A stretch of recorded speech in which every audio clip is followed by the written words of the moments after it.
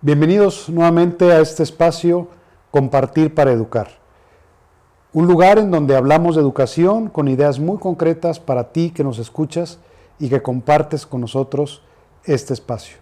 Nuevamente, y como ya estaba comprometido, se encuentra con nosotros nuevamente pues, la licenciada Fernanda Fer. Muchísimas gracias, nuestra madrina, tengo que decirlo, que hace algunas semanas estuvo por aquí con nosotros. Y bueno, se quedó el compromiso de que regresabas con nosotros, Fer, a seguir hablando sobre este gran tema que tiene que ver sobre el regreso a las aulas de los alumnos, sobre la situación familiar, sobre todas las consecuencias y todas las afectaciones que ha habido pues, en los estudiantes y en torno a la familia. Pero ¿saben qué? Antes de continuar, algo de lo que no hice, Fer, y eso me quedé ahí con un pendiente, es que nos han estado preguntando, pues a través del medio y a través de otros contactos que tenemos del mismo programa, ¿dónde pueden localizar a Fer? ¿Dónde le pueden preguntar algo? Por ahí había un comentario de una maestra que le interesó muchísimo, y bueno, sabiendo que estás ahí al frente de la carrera de Pedagogía en la Universidad Panamericana, pues qué gusto, qué contacto podríamos tener, Fer, que les pudieras compartir a todos nuestros escuchas aquí en este espacio. Con todo gusto y qué placer estar aquí con ustedes nuevamente y ver que este ahijado va creciendo y cumpliendo su propósito. Qué barbaridad, me da mucho gusto. Y bueno, para todos aquellos que se quieran contactar, con muchísimo gusto me pueden mandar un correo electrónico a mi cuenta institucional de la Universidad Panamericana. Es mf de María Fernanda flores@up.edu.mx. Se la repito por si se les fue algún dato por ahí. mfflores@up.edu.mx, y ahí con muchísimo gusto les puedo apoyar u orientar en lo que sea necesario, ya sea pues yo misma o todo el equipo que realmente dentro de la Escuela de Pedagogía y de Psicología de la Panamericana tenemos mucho que ofrecer para cada uno de ustedes. Por supuesto. Y fíjate que como quiera vamos a estar poniendo por ahí tu correo electrónico y lo vamos a dejar por ahí para que pues puedan permanentemente tenerlo a la mano, para aquellos que no hayan alcanzado a lo mejor a anotar, ahí estará siempre grabado. Mil gracias. Oye, pues vamos a retomar concretamente este tema, hombre. Nos quedamos con esta, pues a lo mejor gran recomendación para aquellos padres de familia. Hablábamos un poco hace semanas de esta parte en donde los alumnos regresan desorientados, ¿no? Regresan Exacto. desorientados a las aulas. Es una nueva forma, diciendo también un poco lo que nos decías ahí con el licenciado Ulises Reyes, que decía, no esperemos regresar a lo que ya pasó, sino más bien retomemos lo que hemos aprendido en estos 2 años, y bueno, ahí hay una primera recomendación. Pero, ¿qué más afectaciones? Porque a mí sí me preocupa mucho, veo a los papás, tengo contacto con papás que están como desorientados de no saber ahorita cómo sus hijos están retomando el tema de la escuela, y ellos mismos incluso están batallando un poco como para retomar las cosas. O sea, incluso te voy a decir, en el colegio en donde estoy en particular, pues papás que de repente les cuesta el trabajo decir, no, es que no lo puedo dejar en la mañana sino hasta más tarde, porque ya tenían otro tipo de rutina, cuando antes era lo natural llegarlo a primera hora a la escuela, ¿no? Entonces, pequeños detalles como como otras grandes afectaciones que se han generado pues, en los niños y en los jóvenes. Muy bien. Creo, si mal no recuerdo, si mi memoria no falla aún, en la ocasión anterior que estuve aquí con ustedes, veíamos la importancia de lograr un trabajo en equipo, ¿no? El Dream Team que todo niño con eso y que nos todo despedimos. joven... Exactamente. El Dream Team que todo niño y adolescente ha de tener es docentes comprometidos y papás amorosos y comprometidos. Los docentes también tenemos que ser amorosos, claro que sí. Claro. Pero bueno, al final, ¿por qué es tan importante lograr esa vinculación entre casa y escuela, Gaspar? Porque cada uno, o sea, ambos son educadores, pero cada uno tiene su propio rol y sus propios fines. Entonces, el experto en educación, que es al que yo encuentro en la escuela, llámese director, llámese coordinador, llámese preceptor, llámese docente, llámese auxiliar, llámese asistente, quien sea, esos agentes educativos que están dentro de un ámbito de educación formal, Pues entonces tenemos una visión un poquito más objetiva. Tenemos una visión con conocimiento de causa. ¿A qué me refiero con esto? Que sabemos que según la etapa evolutiva en la que se encuentra nuestro alumno, son tales o cuales características. Y si alguna se sale de la curva normal, pues entonces me doy cuenta si esa habilidad, si esa característica está en exceso o en defecto. Normalmente nos da muchísimo gusto que esté en exceso, pero ojo, también nos debemos de dar cuenta cuando esté en exceso para no dejar de estimular a ese alumno y que siga aprendiendo otras cosas. Exactamente, y que le siga generando reto.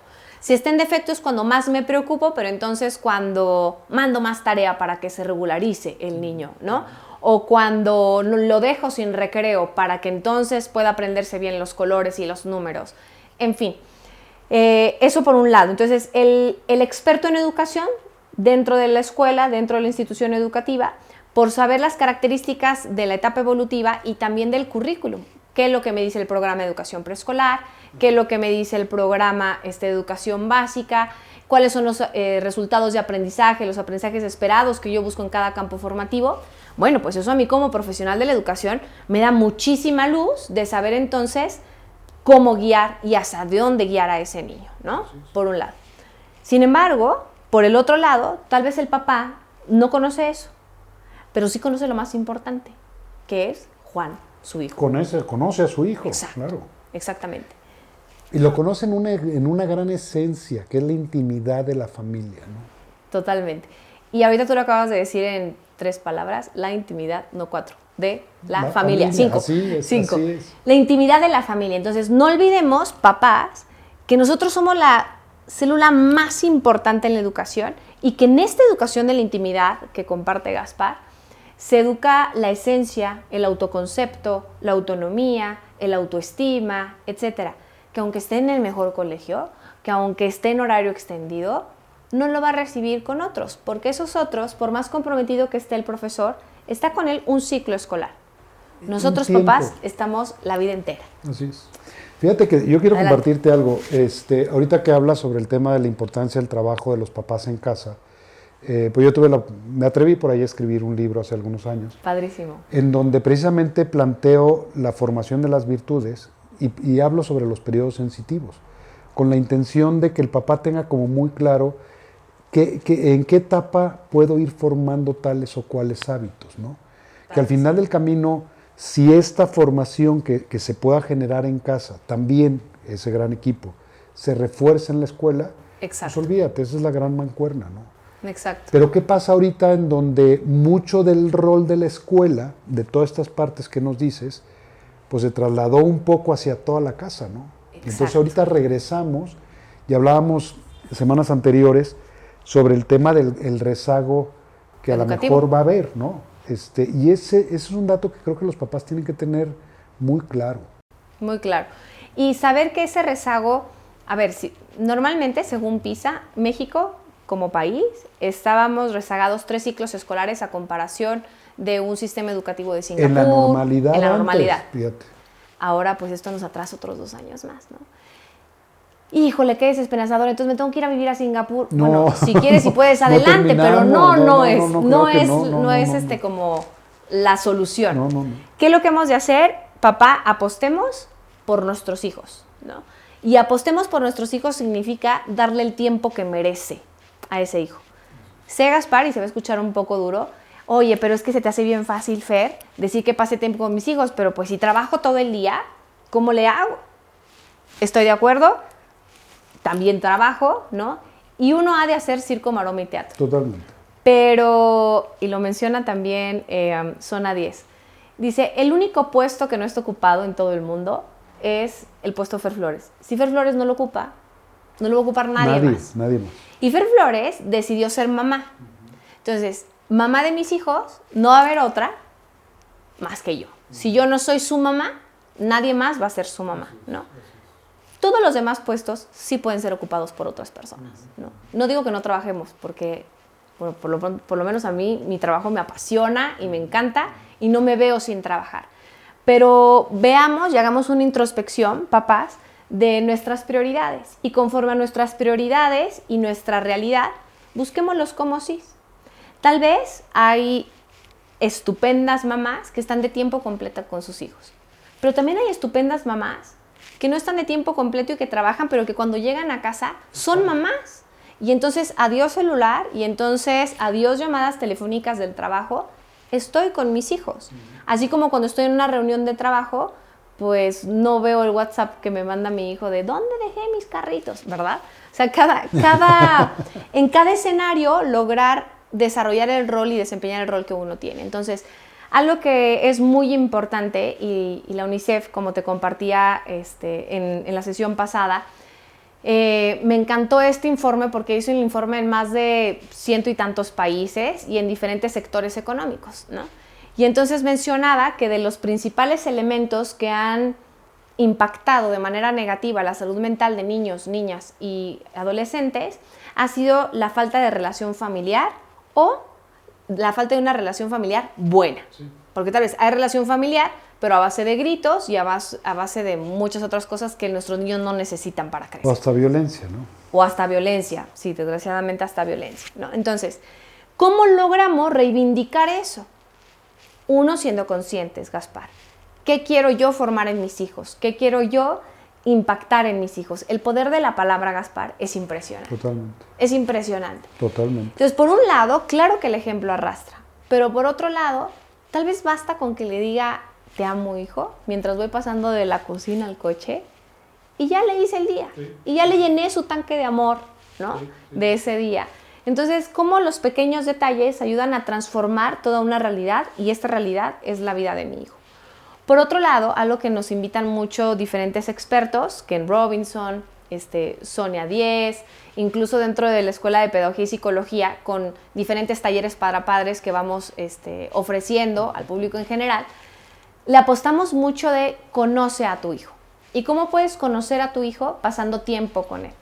Y el pasar tiempo con él, que nos ayudará a la cuestión socioemocional, y aprovechando el juego, que es la mejor herramienta y el mejor canal de aprendizaje que un niño puede tener, podemos aprovechar también ir, pues no llenando ciertos baches, porque no se trata de llenar baches, sino se trata de construir nuevos caminos.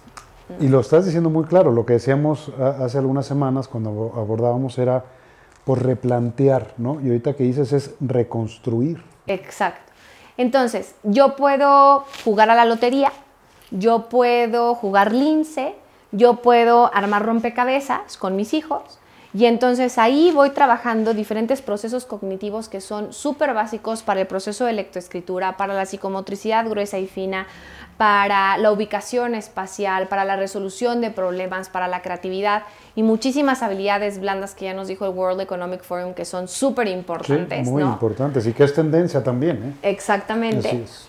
Y entonces voy desarrollando muchas de esas estructuras cognitivas que requiero para ver esos resultados que normalmente nos piden en las escuelas o nos piden en cada proceso educativo, pero a su vez voy construyendo y consolidando esas redes de amor que mi hijo necesita para saber que pierda o gane, lo sigo amando.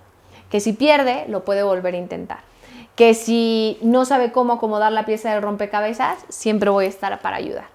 Normalmente no es que nosotros les construyamos los caminos a nuestros hijos, es que nosotros los llevemos y los acompañemos para que vayan construyendo su propio camino. Totalmente, ¿no? Así es. Entonces ahí vamos trabajando también mucho, por ejemplo, esto que mencionabas sobre tu libro de qué tipo de hábitos puedo ir desarrollando en diferentes etapas evolutivas, ¿no? Exactamente. Por ejemplo, el lograr tener un orden externo, dice María Montessori, nos ayuda muchísimo al orden interno. Entonces, conforme yo tenga acomodada mi recámara, mi cocina, mi sala, etcétera, así tengo o voy acomodando mis ideas, mis palabras, mis valores, mis prioridades, bueno, y por ejemplo, fíjate, te voy a comentar, a mí a veces que me buscan papás para hablar un poco sobre estos temas, y en particular voy a hacer referencia de José Antonio Alcázar o Fernando Corominas, en su libro específicamente Las Virtudes Humanas, en donde nos hablan precisamente el periodo sensitivo, ¿no? Y entonces, ¿cuál es el periodo sensitivo, por ejemplo, para educar el orden? Pues va de los 0 a los 6 años. Exactamente. Pero, como dices tú, y muy claro, o sea, no es nada más el orden de las cosas en la casa. Ese orden te va a generar un orden de estructura mental. Totalmente. Que al final del camino eso se va a venir reflejado en muchos otros hábitos posteriores de la vida, ¿no? Totalmente. Oye, y ahorita haciendo un paréntesis, que estamos hablando mucho de periodos sensitivos, platicaba yo con una amiga que no es ni pedagoga, ni psicóloga, ni me dice, ¿qué es eso de periodos sensitivos? Sí, ya sé, ¿no? porque la gente como que nos dice un poco decir, oye, ¿y qué, con qué se come un poco esto, no? Exactamente. Pues sí, Entonces, muchos expertos en el desarrollo humano, como lo puede ser Piaget, como lo es Oswald, como lo es Vygotsky, etcétera, el periodo sensitivo es la mejor etapa, o sea, donde congenia el universo y todas las características cognitivas, físicas, emocionales, etcétera, de esa persona en ese justo momento para aprender algo como tal. Ahora, híjole, es que el periodo sensitivo ideal para manejar el orden o para formar el orden son los primeros 6 años. Gaspar, Fer, mi hijo ya tiene 8. ya va no a se ser puede. desordenado. No, pues claro que no. Exactamente. Es lo que siempre me preguntan a mí. Digo, así, tal cual lo estás diciendo como ejemplo. Sí. Y en ese sentido, pues yo siempre les digo, a ver, vas a poder seguir educando el orden. ¿Qué es lo que va a pasar? Que te va a empezar a costar un poquito más de trabajo. ¿Por qué? Porque empiezan a haber otro tipo de situaciones idiomas para aprender otras cosas, ¿no? Yo el ejemplo que les pongo para entender un poco el periodo sensitivo es, siempre lo digo, es, a ver, la edad ideal para que un niño aprenda a caminar es entre los 10 meses, 11 meses, hasta el año y medio, puede ser 2, ¿no? No puede aprender a caminar antes porque físicamente, psíquicamente no está listo. Y si pasan los 2 años y medio, 3 años y no ha caminado, entonces quiere decir que hay un problema motriz que le está impidiendo caminar. Entonces ese es el periodo sensitivo. Exactamente. Pero como para eso es para hablar, para los idiomas, para comer, para formar cada uno de los hábitos, el orden, la responsabilidad, la laboriosidad, la justicia, la templanza, la fortaleza, y podría mencionar 30 o 40 más, ¿no? Incluso habilidades blandas como lo es la comunicación asertiva, Gaspar. También, así es. Y la comunicación asertiva se aprende en la casa, ¿no? Entonces, y esa comunicación asertiva se logra en la infancia. Y a través de juego, como lo decías. Y a través del juego. A través del juego y a través de la relación interpersonal. Entonces, no es lo mismo que yo llegue súper estresada de mi trabajo. Entonces, mamá, me digas, no, ahorita no. A que le diga, permíteme un momentito, mi amor. Y ahorita estoy bien cansada, dame 5 minutos y te atiendo. El saber expresar el cómo me siento, estoy cansada, el por qué me siento así, porque tuve un día difícil en mi trabajo, pues le ayudará también a mi hijo a expresarme cuando él necesita expresarme. Así es, y entender que hay una realidad con mamá, ¿no? Exactamente. Así es. Totalmente. Pero fíjate, volviendo un poco al tema, lo importante que es este tema del trabajo en casa, ¿no? Ajá. Pero ahora en este regreso a clases, yo la verdad es que sí veo confusión en los papás, veo confusiones en los alumnos, ¿no? Esto que decíamos la vez pasada respecto al tema de decir, pues ya no sigo reglas, ya no le pongo atención al maestro. Los niños chiquitos que a lo mejor antes se formaban, ahora ya no se quieren formar, porque tienen 2 años de no llevar reglas, o a lo mejor alumnos que han ido a la escuela o que es la primera vez que van a la escuela, sí, de una manera como formal. Entonces, como que cómo tengo que seguir reglas cuando antes estaba en una pantalla, ¿no? Eso es por un lado, por los papás también que no saben cómo qué hacer, ¿no? Y también creo que los que están enfrentando una situación nueva son los maestros. Los profesores. Así es. Sí. Entonces creo que es una nueva realidad en donde pues este espacio de compartir para educar es precisamente a través de este diálogo llevarles ideas a los papás, a los maestros que les puedan servir.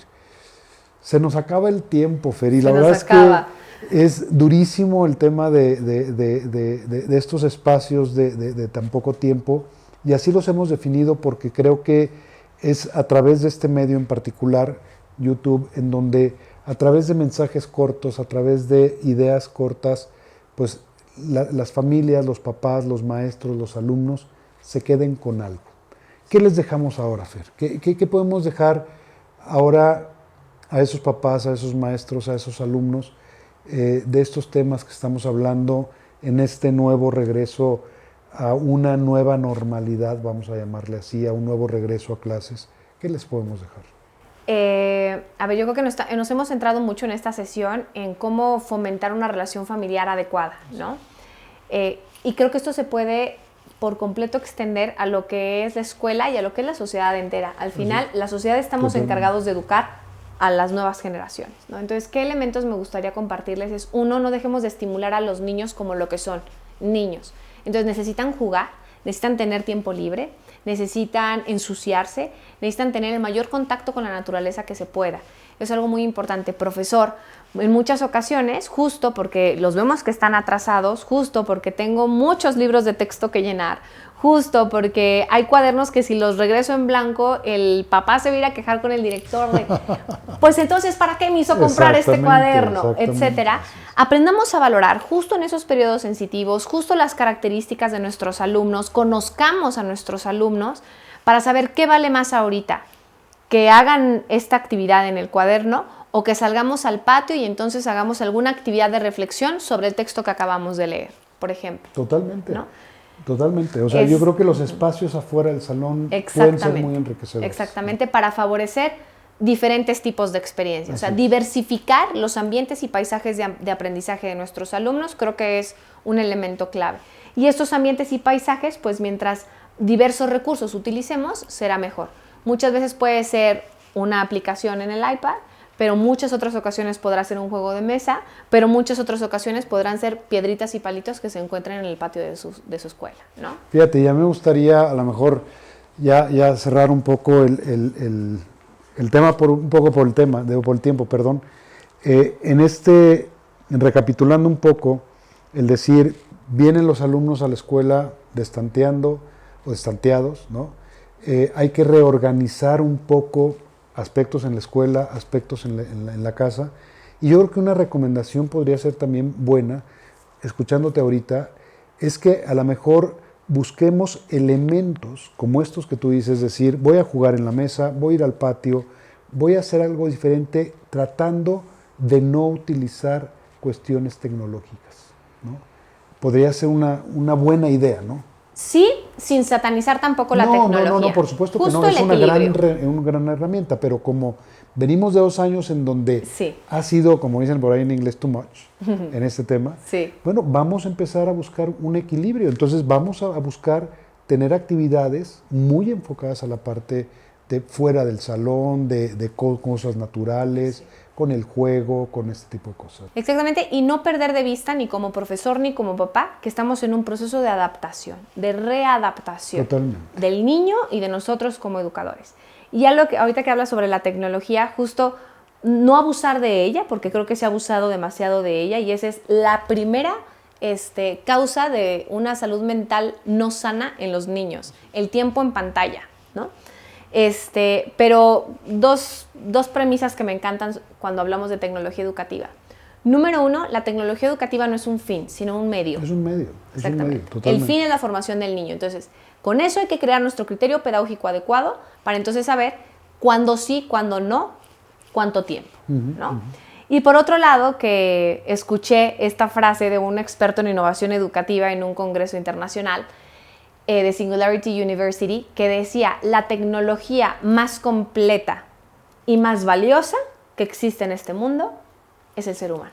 No, bueno, entonces, eso acabas de decir todo. Yo creo que si le agregamos el tema del amor, exacto. Bueno, pues yo creo que aporta muchísimo, ¿no? Exactamente. Entonces, no olvidemos que lo más precioso que tenemos en la educación es el ser humano como tal. Entonces, si estamos por y para nuestros niños y jóvenes, hay que escucharlos, hay que conocerlos para que en ese conocimiento haya comprensión y entonces con conocimiento de causa, en esa red de vinculación escuela y familia, les demos los escenarios que ellos necesitan para salir adelante. Muchísimas gracias, Fer. Oye, de veras, muy, muy, muy agradecido. Si te das cuenta, son temas que creo que le pueden aportar muchísimo a todas las personas que nos siguen. Sí. Y sé que así va a ser, ¿no? Entonces, muy, muy, muy agradecido contigo por este tiempo, por estos tiempos que nos has regalado. Ya no quiero comprometerla a unas semanas, pero sí va a quedar ahí, queda abierta la invitación. Esta es tu casa. Mil gracias. Para que sepas que hay este espacio para hablar de educación. En algún momento igual a lo mejor que nos puedas recomendar gente de la misma universidad. Con todo gusto. Que sé que tienen ahí gente muy, muy, muy bien preparada, con muchísima experiencia en el tema educativo. Y entonces, pues bueno, este es un canal y un espacio específicamente para hablar de educación. Me encanta. Y la verdad es que vamos a tener como mucha variedad de temáticas, todas enfocadas a la educación. Porque para nosotros lo más importante es compartir para educar.